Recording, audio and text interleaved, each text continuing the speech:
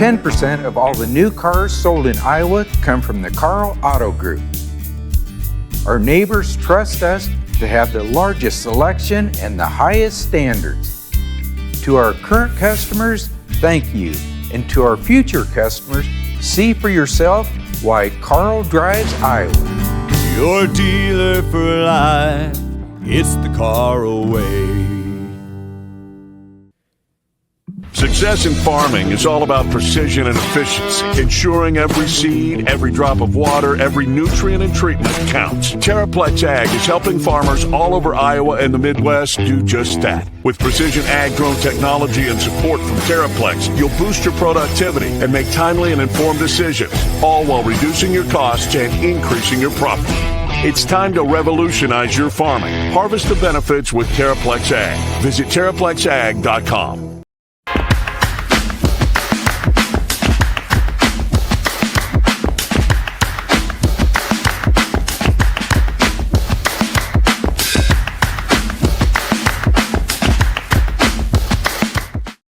I'm Chris Williams from Cyclone Fanatic, a proud Iowa State graduate from the class of 2007. No one shows up like Iowa State fans. And Cyclones support Cyclones on and off the field. Your gift can provide scholarships to students, fund groundbreaking research. We could even drum up opportunities for the marching band. Visit MoveWhatMatters.com to learn how you can make an impact today.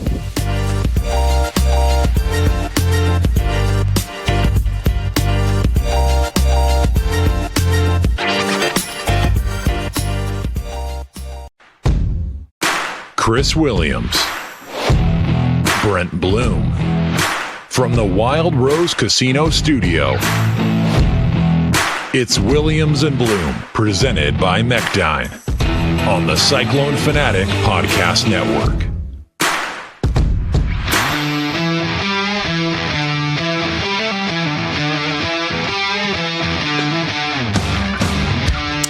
What is up? Happy Easter if you celebrate. If not, I hope you're having a great Sunday. Welcome to Williams and Blum. It is the 20th of April, 2025. A lot of off-the-field recruiting stuff to talk about today, both football and basketball. It's going to be if you're a recruiting nut, you'll like this show. Even if you're not a recruiting nut, like there'll be some big picture stuff here. Yeah. Brent Blum, how are you on this glorious Sunday? It's weird looking at. Yeah, soggy. It's a great day, as my friend John Walters would say. It's a great day if you're a duck. Beard looks good, or lack of beard. Yeah, there's not much of one. I haven't. Thank you to money, everybody. Though. What do we get? We got up to like $1,500 for last night. I think we had a couple thousand. A couple thousand. We had a couple thousand. Yeah. Awesome. Still thank you to everybody. StBaldricks.com. Absolutely. We had a great event as always. Our friends over at Reclaim Rails Brewing, St. Baldrick's Foundation. Bloom was there. A bunch of Iowa State fans showed up and raised some money. Shout out to everyone. We have a cool community, don't we? I'm a big Bondurant guy here, and I'll be for the end of time. I think you guys close to $20,000. The cool, and I'm going to speak for you here, but you're pushing a couple $100,000 you alone have raised for St. Baldrick's, right? I mean, close to it, maybe. I don't know the exact number, but I know we're in six figures. Yeah, which is again.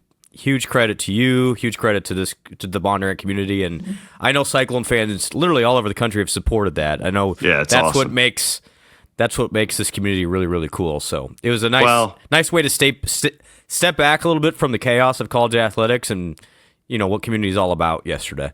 Yeah, well, and I had a moment with that yesterday where it was like how much I love Iowa State fans. Like this, they love being challenged and they rally for these cool causes. And this one, I feel like this one should be important to everyone. We've all had a family member, something die of cancer, but man, these kids, like in the lack of funding for their research out there, it's just staggering. And that's what St. Baldrick's does. And that's what we're here for. So thank you to everybody. I also know, and you know this too, with what you've done over the years, just throughout parts of your career, where we're doing the same thing every year.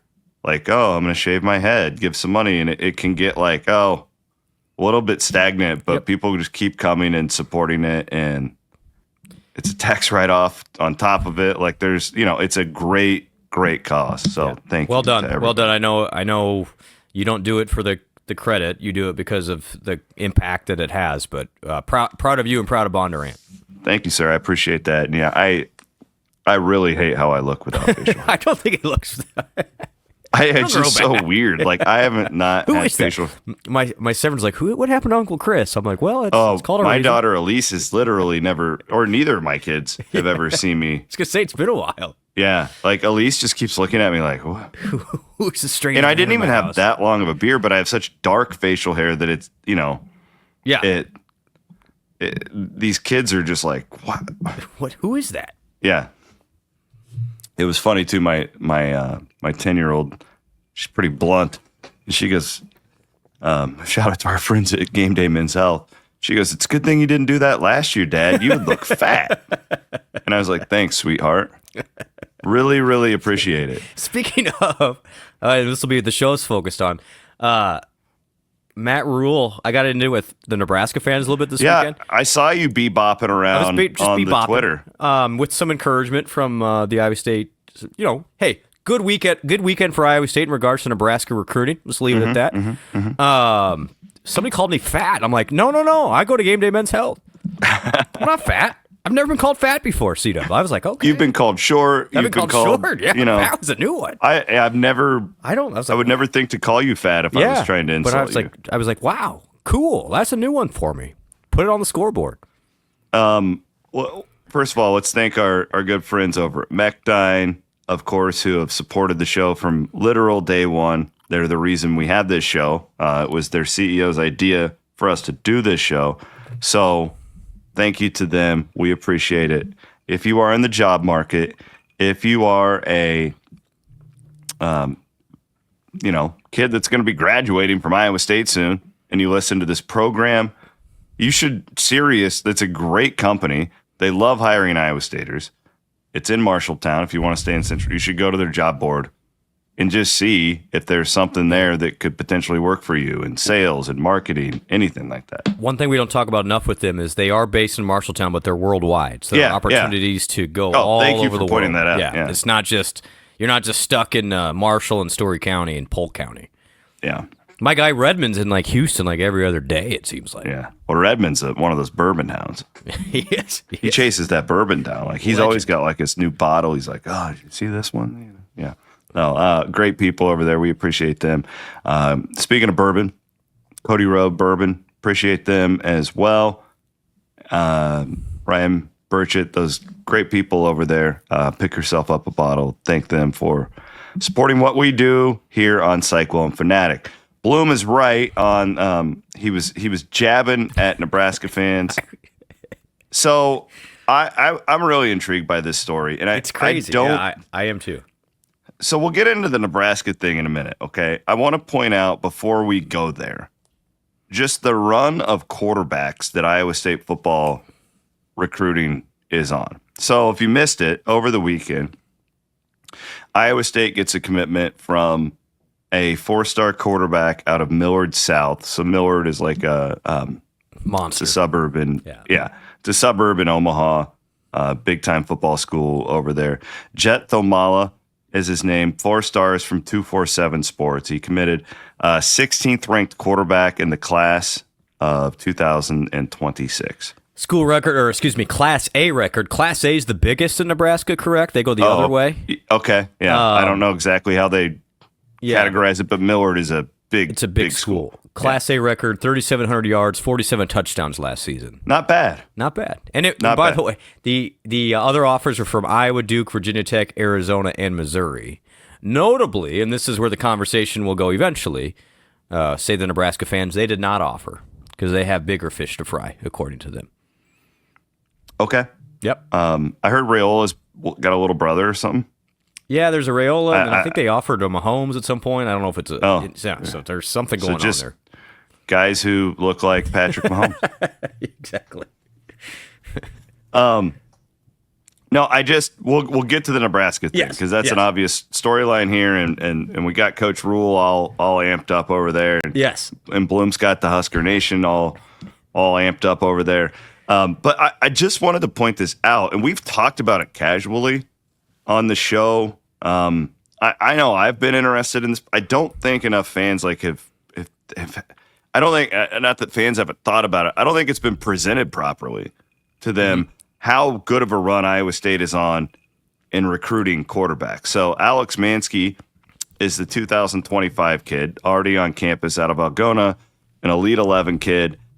He was a top 100 player in the country, or excuse me, at his position. I think he was like 36 or something like that. But they absolutely love Mansky. Beat A&M for him, and gonna be honest, a monster NIL opportunity that he turned down to be in Ames. So that was 25. Yep. 24. We go back to what year was that? That was Moberly, Connor Moberly, who is gonna be really good, by the way. I mean, super excited for him. Well, he goes in and beats out J.J. Cole. Great point.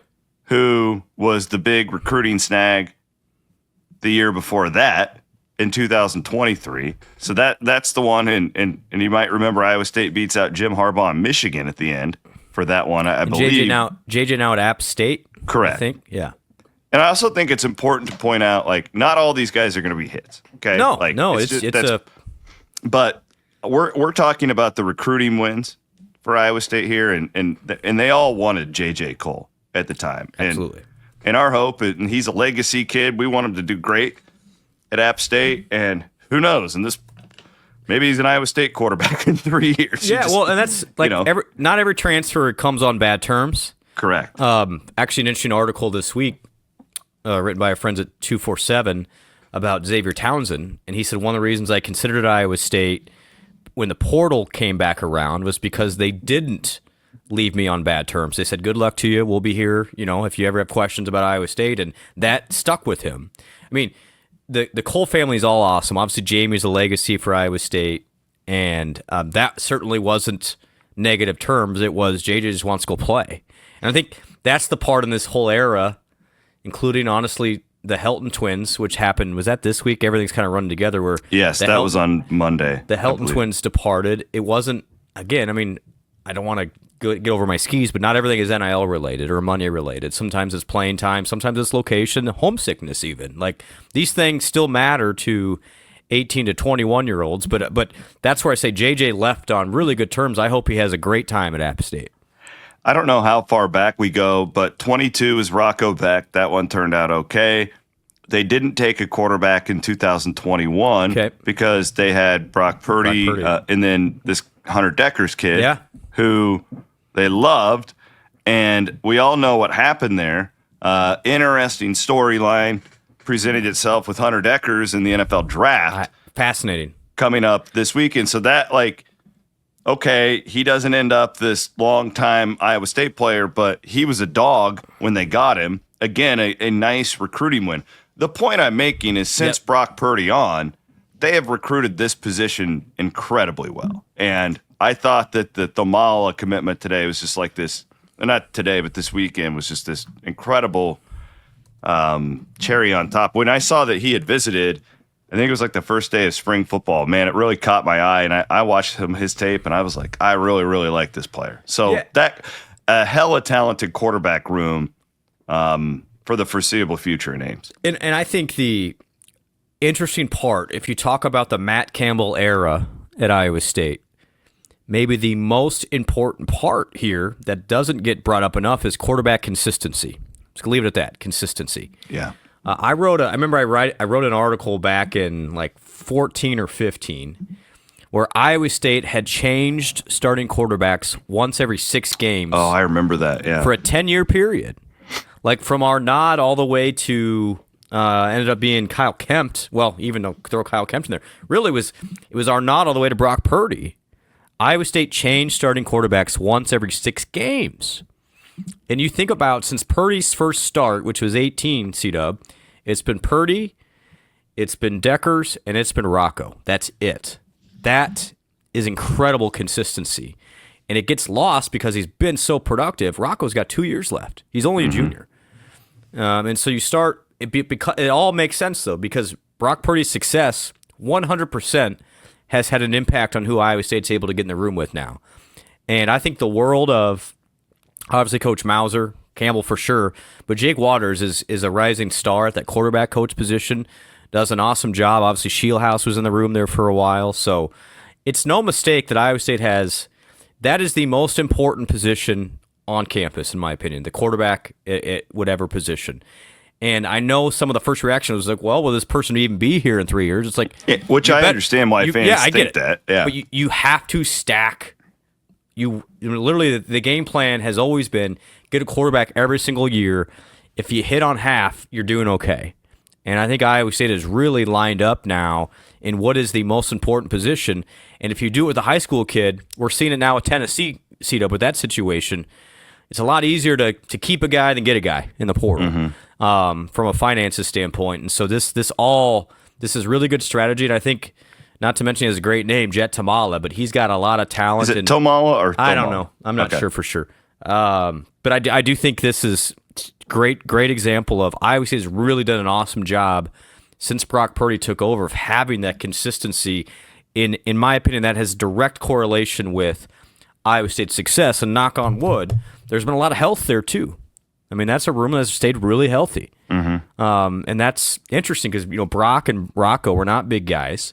So there's been that room has stayed really healthy over the years. But again, that's part of why Iowa State had success was success in that room. So we'll get to the other part of this story here in 1 minute. Your quarterback, you want to have a great center snapping you the football. We got a great center on our team. His name is Colin Newell, baby. Might have a new center for Iowa State this year, by the way. Who's that? Sounds like Brennan Black. Oh. Going to be moved him over. Center. Yeah. Either him or Jim Boniface, both awesome dudes. Yeah, Boniface is he's got some reps too. He's got some reps. Both of those guys they're pretty both gonna seasoned. Play. Yeah. We should get Colin Newell's opinion on them. Yeah, let's do it. You could also get Colin's opinion on all things insurance with Farm Bureau Financial Services. So I didn't even tell you this.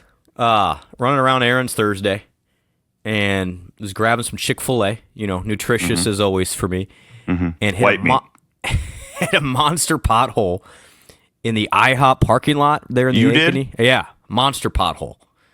Wow. It's that time of year. They haven't filled them in yet. Well, all of a sudden, I'm picking up my Spicy Deluxe C-Dub, and my tire inflation light starts going off after me. Oh, no. And so I'm like, oh, no. You know me, and, I struggle to mow, not to mention change a tire. So drove to the local convenience store, got some air in it, wasn't working, bought a Fix-A-Flat, wasn't working. You know what I did next? Called Colin Newell. Guess who picked up? First ring, Colin Newell. He said, I got you.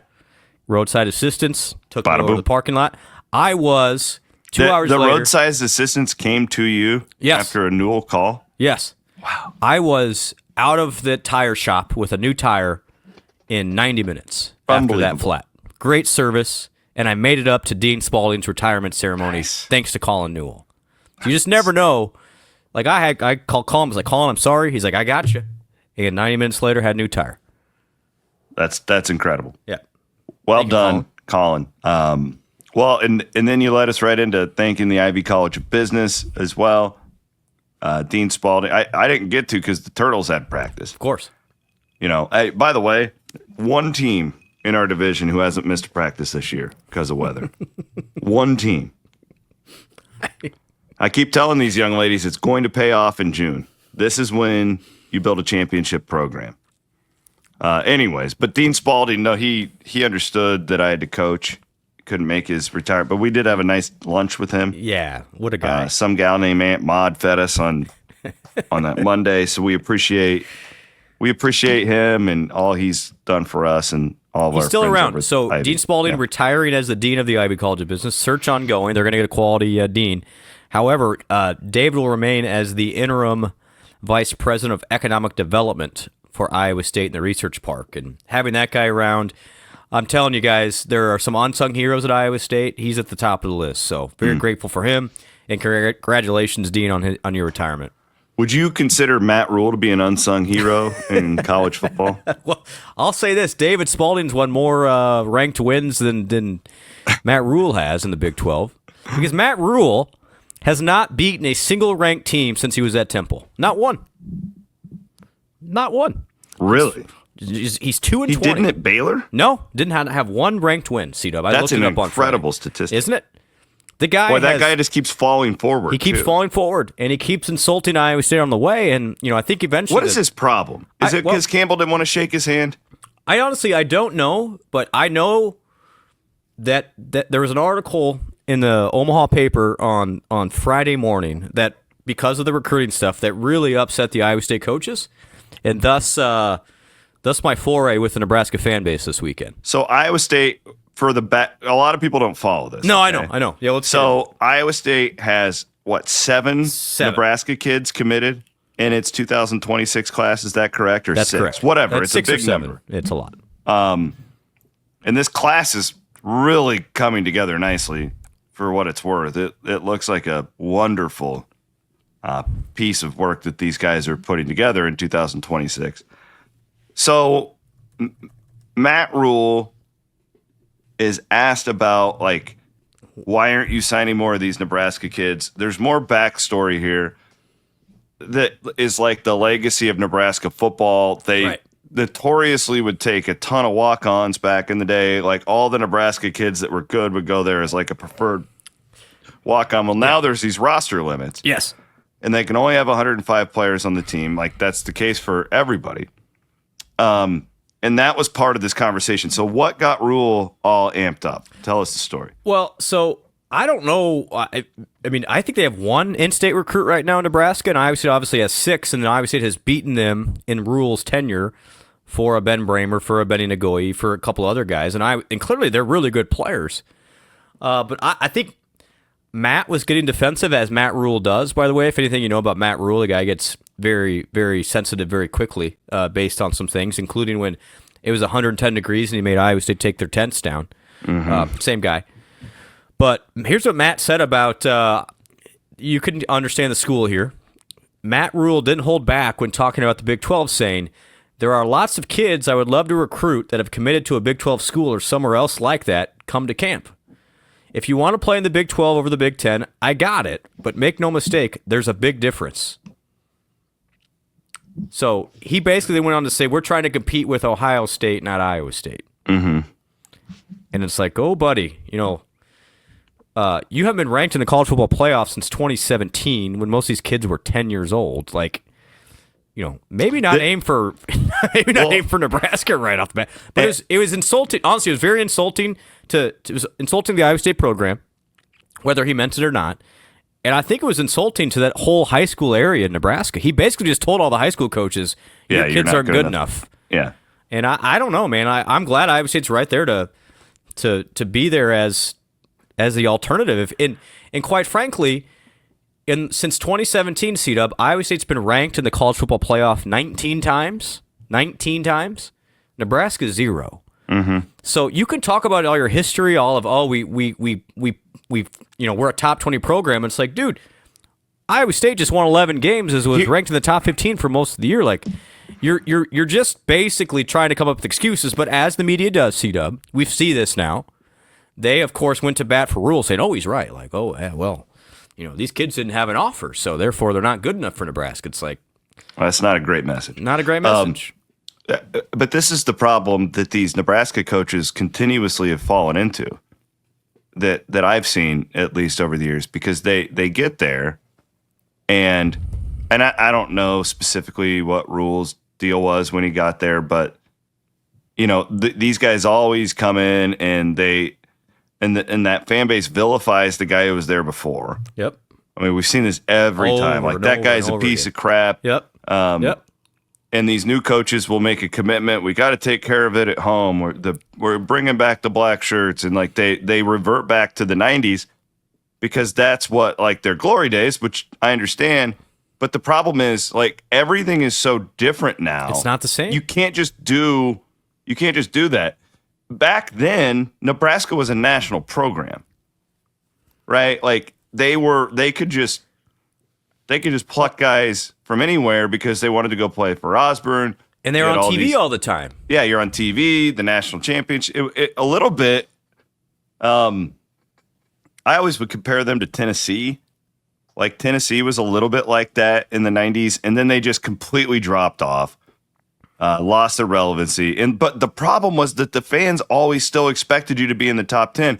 The last thing Rhule needs to do right now is be like, hey, we're Ohio State. I was fascinated by the You need to PR. try and get to 9-3, yeah. Consistently for a couple years and build up to it. That's what is staggering to me about these quotes. It's not that that's where he wants to be. Like, you should want to be there, especially at a program like that where you have national championships, you have an elite stadium, you have a ton of money, all that stuff. The issue that I have with it is I see him falling back into this trap that Scott Frost fell into and that Mike Riley fell into, and that all of these guys, they try and skip steps to get back to the 90s because that's what their fan base demands of them, and it unravels every time. And what they're skipping, and he's got it. Like, I think Matt Rhule is a smart enough guy. I think he understands this, but I honestly think, C-Dub, the pressure from that fan base to get only 4 and 5 stars is unhealthy for the coach, because he's trying to win the PR battle with every single recruit. Because when you don't win games, you immediately go, oh, we're upgrading talent. And I don't know. There is something to be said. We've seen even at Iowa State of having local kids helps on the foundation of it. And the whole 105 roster spot will be very interesting now for programs like Nebraska, who built it. I mean, Nebraska, Iowa, even Iowa State, they would have 25 to 30 local kids as walk-ons. They would just have her on the program, and those guys are what they were. They would just work hard. They'd motivate everybody else. Well, now you can't do that. Mm-hmm. So, like, from a logical standpoint, I understand what we're saying. It's like, well, we can't just waste scholarships just because they're good kids. But at the same time, do your kids then become mercenaries, and you're just going to leave for the highest dollar or the next opportunity? Whereas if you get the local kids, chances are they're going to stay a lot easier.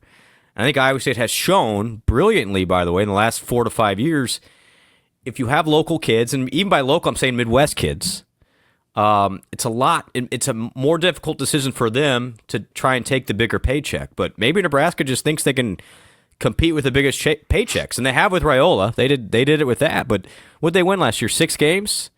Like, at some point, you can compare yourself to Ohio State, but the win-loss record says something entirely differently. And, I mean, maybe if that's what the fans, that's what they want.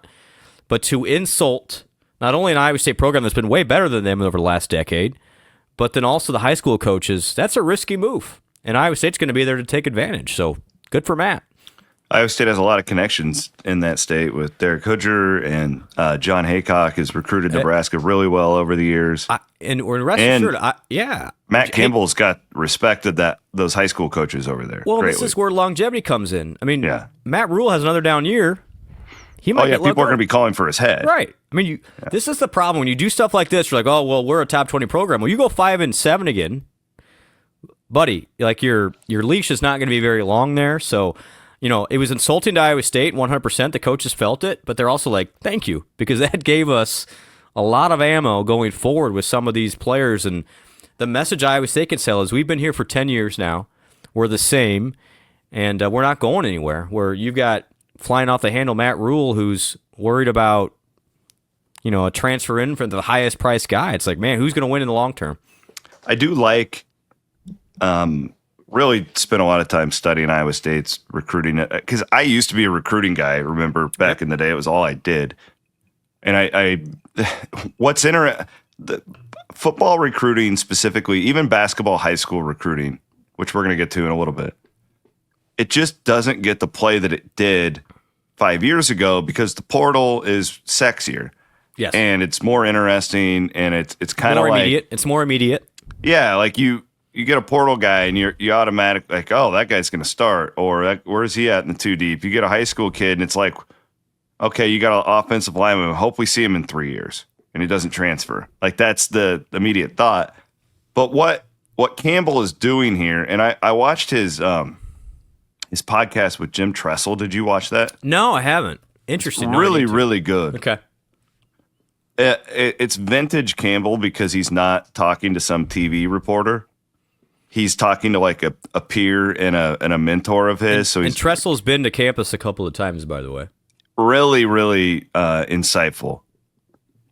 And Matt more or less talks about like we're building this through high school kids, and they're going to get their transfers but if you really look at it they've gotten transfers, but it's not like the Power 5 transfer. It's, like Higgins was this guy going up a level. Now got a couple, the wide receiver Townsend comes from in conference, but I'm saying like the guys you've gotten prior to, they love Bell. Yes. Moves up a level. It's not like what you think of when you think of portal in big time college football. Yep. It's not the price. They want to build this thing, keep the high school guys, develop their dudes, have that culture, and then you plug and play with the portal and have that be just like an option. And it's just, I understand why like fans don't follow it as much, because it's not we just have this social media society where it's like flashing lights, monkey, like so even like our show doesn't talk as much, and we don't do this with basketball either. It is a portal driven, it's what everybody wants. But I think quietly Campbell and his staff are doing something really smart here that I probably haven't. I've realized it, but I probably haven't got out of my way to talk about it enough. Yeah, with what they've been able to string together. It's a great point. So right now, Iowa State has the 14th best ranked class in the country. And again, it won't finish there. It's a lot of the numbers game. Iowa State's got 13 commits already, which is early, and some of these schools only have 4 or 5, so that'll probably drop. But it's less on that and finding the players that you think will fit.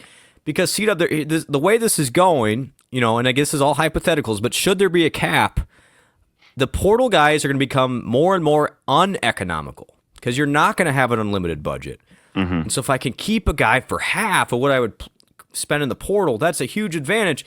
I compare it to, here's my metaphor. Iowa State's like the Packers or the Patriots back in the day, where you build through the draft, you build through depth, you build through continuity, and some of these schools are going to get lured into doing it like the Jets were this offseason, where you just find the high-priced guys and think it'll all work when there's no continuity at all. And I still think football, when you have 105 players on the roster, it's different than basketball. Like, you have to have some sort of cohesion. Now, there are schools who have figured it out.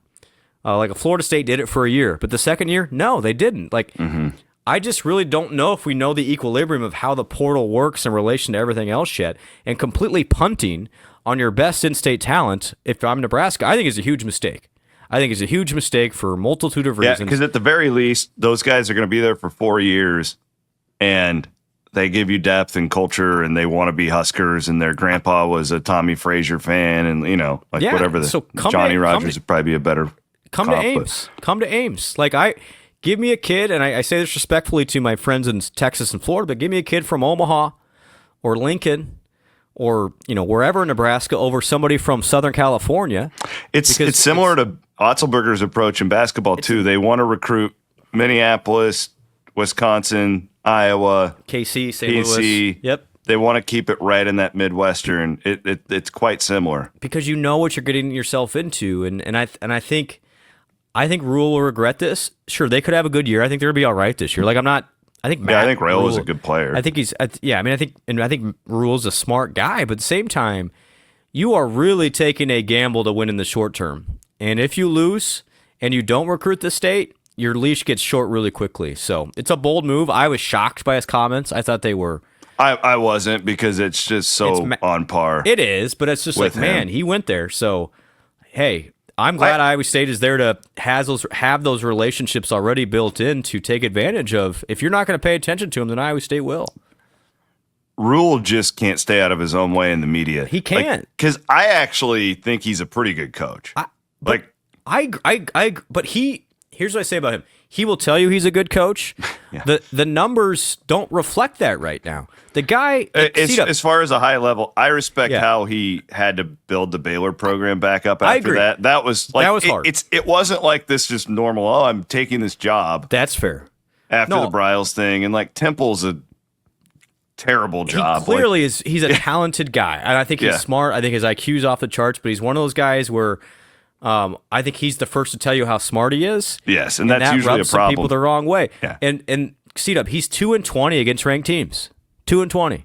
You can't deny it. I mean, that is what it is. Like you can say, oh well, he's smart and all. It's like, well, yeah, we win the game.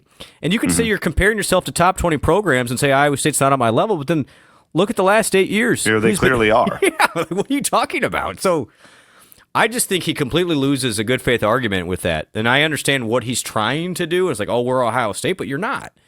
So maybe get there first, and then we can have a discussion about going to the Big 12 as a step down. Okay, pal.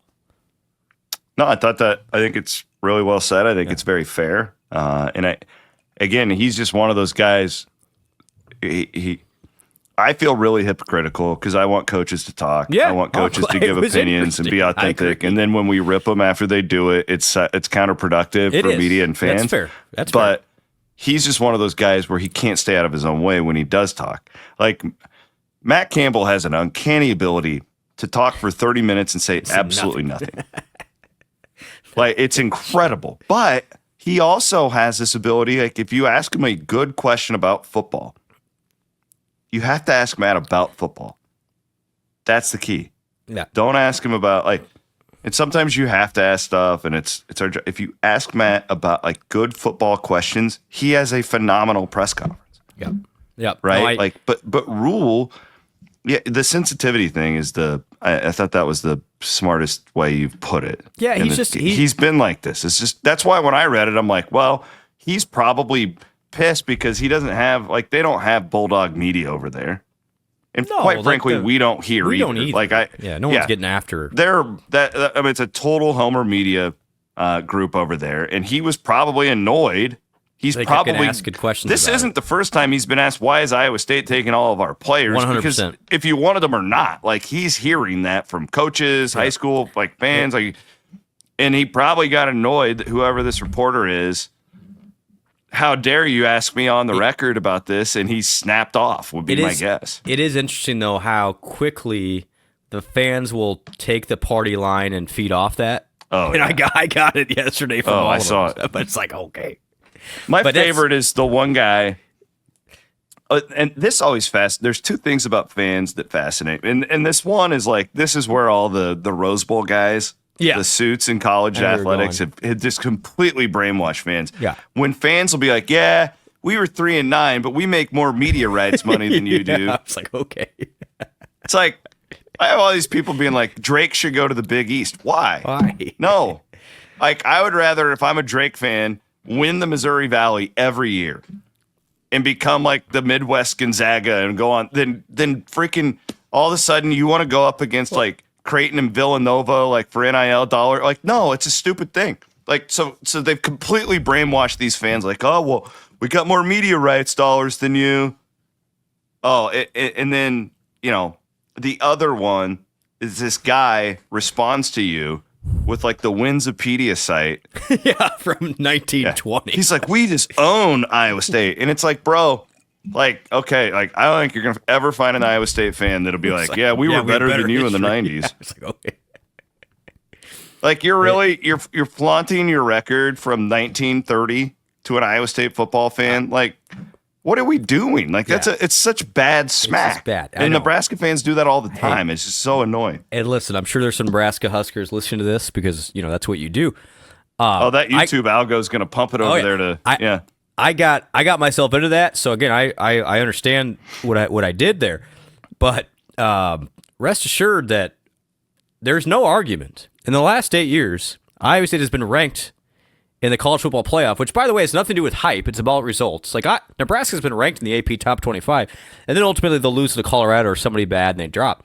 Mm-hmm. Where Iowa State has been ranked 19 times in the college football playoff in the last 8 years. Nebraska 0. That's not a small sample size. That's 8 years. And And like 8 years ago, That's the Matt Campbell era. I was young. Like that's so. Again, good for Matt Rhule. Maybe he's going to get all sorts of Patrick Mahomes type players going forward. But I'm content. And they have a lot of money. And I get they can it. try. But I'm telling you. I mean, that fan base could eat itself because it's not the '90s anymore, and they'll never be happy. And it's honestly, C-Dub. I mean, I'm like honest hour here. I'm a little concerned, specifically for Iowa State, on the same light that some of the expectations for Iowa State will get to that point where nobody's happy enough, and we saw a little bit this year with basketball. And then it beats down your programs, and they'll say like we're outside noise, we don't pay attention. Like that's a lie. Like they're all humans. Like all these people, like these players get on they shouldn't. I would absolutely steal their phones if I was their coach, but you can't do that. But it does wear on everyone, and it's like. Iowa State won double-digit wins in football this year, and there was a chunk of the fan base that was like pissed at the end of it. And it's just like, what is your problem? Like, but that's like you completely with all the injuries, you have to factor that in. It's not an excuse; it is a fact. When you're down to your 19th string linebacking core, like that's a problem when you're playing big boy football. Yep. You outkick your Vegas win total by like 2.5. You're exactly right, and I get frustrated. Yeah, and I think, but I can see where this is what happens. Success is a double-edged sword, and you obviously want it. But Nebraska has set itself up now for literally 25 years, where nothing they have done is good enough, and I think it's reflected in this current situation. No, we can't offer the 3-star kid in our state because we need the 4-star from Texas, and it's a dangerous game to play. When you're only level of success is a championship. Like if that's the only thing that you gauge, that's where I was like with Iowa State fans with the basketball this year. It was like the Final Four or bust thing. It's like makes it hard. That was my goal for that team. Yeah, I would love to see them play in a Final Four. The problem with that is, you know how hard it is to get through the NCAA tournament. Like a lot better teams than Iowa State when Iowa State was at its best have been shocked and upset by a 14 seed or whatever in that tournament. Like, it's just a really dangerous place to put your emotions. So like, if you're a Nebraska fan, you're like, well, my goal is the playoff. We got to get to the playoff. It's like, I mean, it is doable. It is attainable, especially with the way it's set up now. But, like, if you don't do it, like, are you just going to be miserable forever? Well, maybe. And this is where I think that feeds into the coaching mentality, too. Is like, I can't just do 3 stars or else they're going to get mad at me. Yeah. So I blame Rhule here for the quote, but I think it's the expectations of the entire fan base that cause this, like, oh, well, we got to aim higher than what is realistic for us. So interesting to watch. I think the Iowa State v. Nebraska comparison is super fascinating going forward because, I agree with Rhule on this point, they are competing with Ohio State, Michigan, and Penn State, and they have a lot of resources. Mm-hmm. Who would you rather be? I mean, we've talked about this for 5 years. Do you want to be competing for a conference championship in a quote-unquote in the Big 12, for instance, or do you want to be the 9th best team in the Big 10? It's an interesting question. We are presented, as always, by our buddies over at Kelderman Manufacturing. Jeff Kelderman is the owner over there. Great guy, good friend of ours, does a lot for the We Will Collective as well. Shout out to our guy, Mark Steck, all of them over there in Oskaloosa. Go to kelderman.com. They have a sweet YouTube page where you can check out all the cool customized things they can do to your truck. It does it for a lot of these celebrities and stuff. Take it to Kelderman. So really cool guy. We're glad he is on the program. We mentioned our friends at the Ivy College of Business and the Iowa State University Foundation. Saw their ad at the beginning of the program. Had a great meeting with some of their teams. I'm going to be doing some more of those videos on campus, Bloom. There we go. Yeah. Going to be doing more of that. Basketball gets a top 50 commitment over the weekend. Christian Wiggins, a guard out of Minneapolis. No relation to Andrew Wiggins. I know that's coming. I actually asked the question myself because Minnesota guy, same name. But I love this kid. Again, another one that's the high school basketball commit, like, used to be such a big deal. You're like, well, there's our point guard for the next 4 years. This would have been a huge deal if it was 10 years ago. Yeah, and it's just not. It doesn't get the buzz the way that it used to. I understand it. But you beat out Creighton. You beat out Iowa. You beat out. I don't know if Iowa was a current offer. I know he was offered with the last staff. I'm not sure if that was updated or not. Good win by Otzelberger. And Kyle Green just continues to clean house in the state of Minnesota. If they want a player, he can usually go get him. Yeah, this is a great get, and they've been on him for 3 years. I mean, this is where the consistency of TJ is really paying off. The coaching change at Minnesota, Wisconsin also offered, and they've had some ups and downs. Obviously, Creighton's a little bit undecided with McDermott now stepping away, and they're bringing in the guy from High Point. So Iowa State's stability here was a huge win for Wiggins. He came down a lot, uber talented, athletic and guard, developing jump shot. He's got a lot of tools. Somebody kind of reached out to me this week and was like, honestly, he's underranked. But we'll see. I mean, this is the hard part, is it's hard to evaluate high school freshmen in this era, but I want to let people know it's changing literally this offseason. I think we're going to see more of an impact from freshmen as soon as next year. And you've already seen Iowa State, quite candidly, reevaluate its priorities going forward in regards to the portal versus high school recruiting versus development. Because if this salary cap goes through, C-Dub, freshmen are a huge advantage in both sports. They really are. Like, it's huge. So you get Wiggins and Iowa State. It's kind of like the who's the author? Gladwell. Yeah. Did the thing on the Patriots and getting all those 7th round draft picks. Exactly.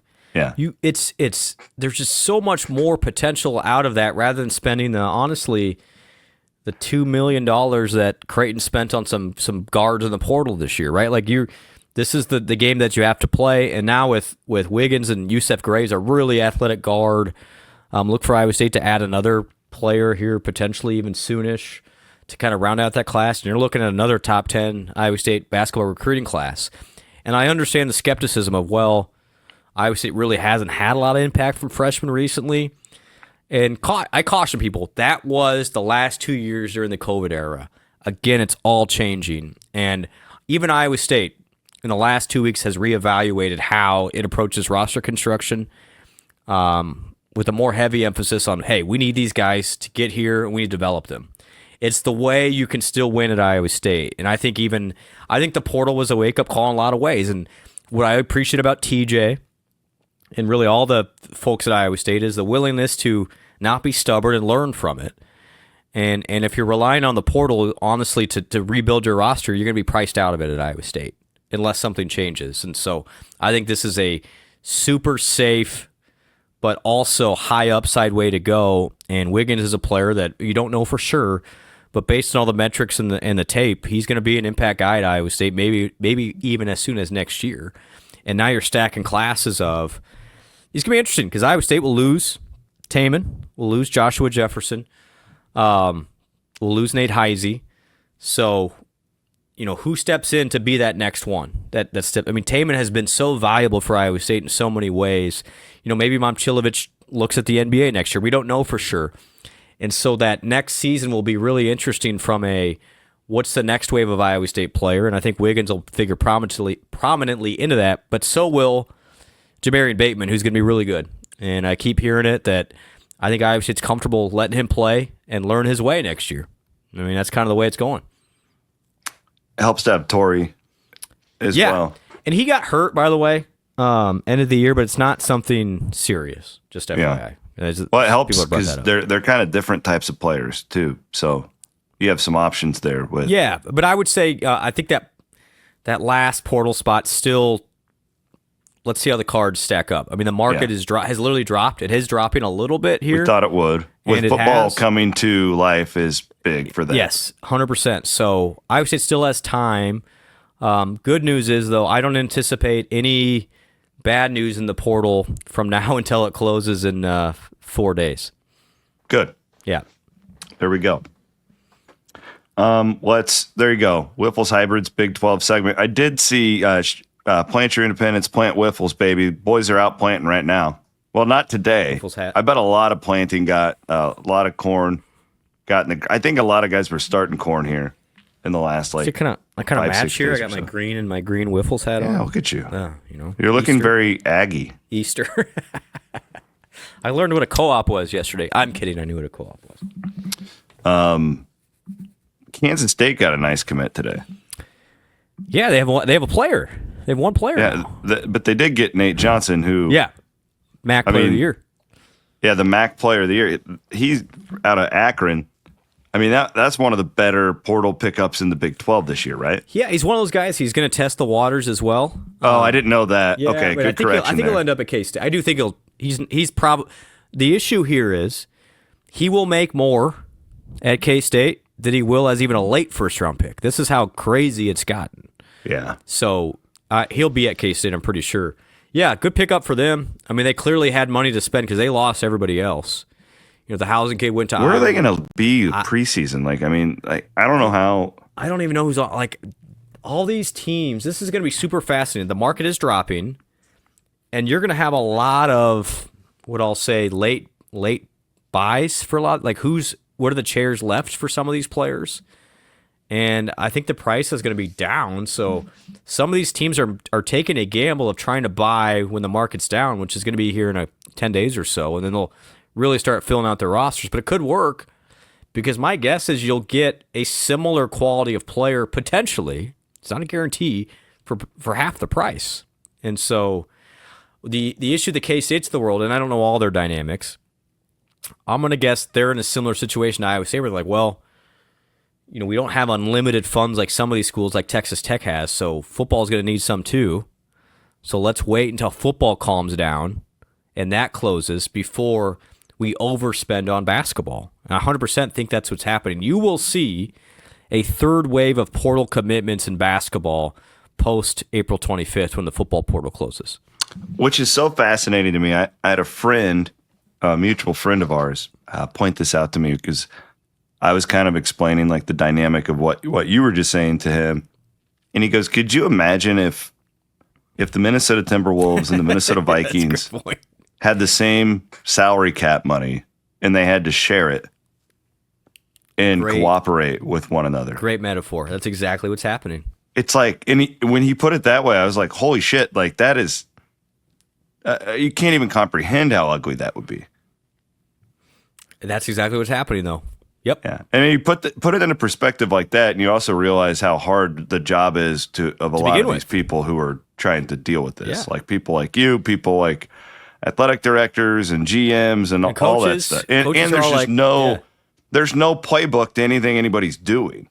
So you learn as you go, as you fail, as you have successes. I don't know. I thought that was a brilliant way that my friend put it. Yeah, that's really good. Yeah, can you think about if the Chiefs and the Royals had the same salary cap? And everybody's just like, just put it all towards the Chiefs. Put it all for right?